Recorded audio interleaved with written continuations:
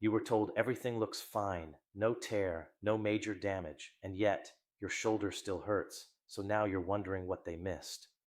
You expected answers from imaging, but the pain didn't follow those answers. I'm Dr. Dan, an orthopedic surgeon specializing in shoulders, and this is where things start to feel confusing because you did what you were supposed to do. You got the imaging. Maybe you even had surgery. You expected a clear answer, and more importantly, pain to follow it. But it didn't. So now your brain goes to the next place. Something must be wrong. I see this all the time. Patients read their MRI report and ask why pain still exists. Did they miss something? Did I make this worse? But if you ignore them or respond the wrong way, it can slow your recovery down more than you expect. This is exactly why I put together the shoulder recovery guide, so you're not left guessing during this phase. It's a free resource, and the link is in the description below. I remember a patient in her early 60s. She had shoulder pain for months, went through therapy, even had a minor procedure. Structurally, everything looked correct, but the pain didn't match that. She said it felt worse some days, even after everything was fixed. And that's the moment where most people start chasing the wrong answer, because we've been taught something that sounds logical, but actually leads you in the wrong direction. We've been taught that pain equals damage, but that's not how this works. Pain is not just about structure, it's about sensitivity. It's about how your body and your nervous system interpret what's happening. Pain may reflect sensitivity, not structural damage. Because what you're feeling might not mean something is broken. It might mean your system hasn't settled yet. Let's break that down. After irritation or surgery, your body becomes more protective and reactive. Even when the original issue improves, that sensitivity doesn't just shut off overnight. It lingers.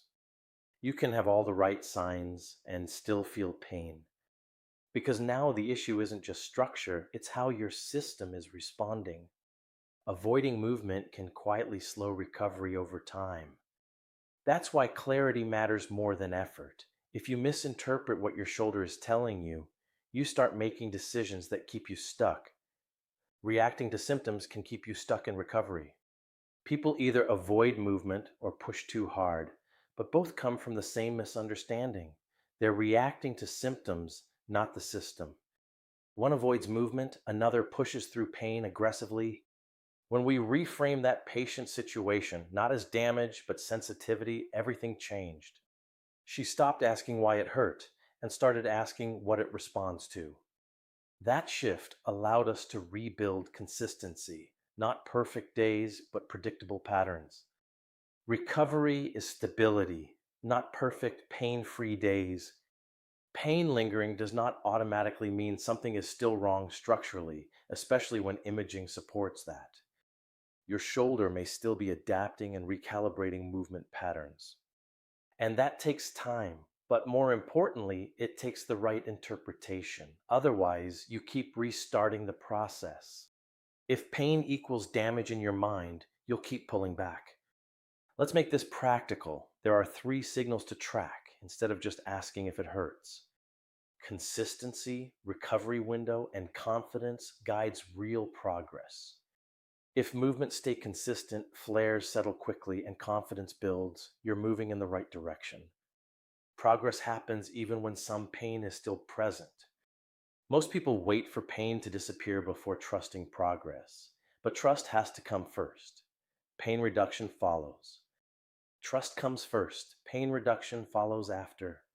So if you're thinking, if nothing is torn, why does this still hurt? Ask a better question. What is my system reacting to, and how do I guide it forward? Because your shoulder isn't broken, it's just not fully settled yet. And once you understand that, everything starts to change. You stop chasing the wrong problem, you make better decisions, and recovery starts to feel possible again. If this hits something you've been dealing with, drop a comment below and tell me what your shoulder's been doing. I read those. And if you want to go deeper, watch the next video on how to best control pain after rotator cuff repair. It's in the link below. Thanks for watching.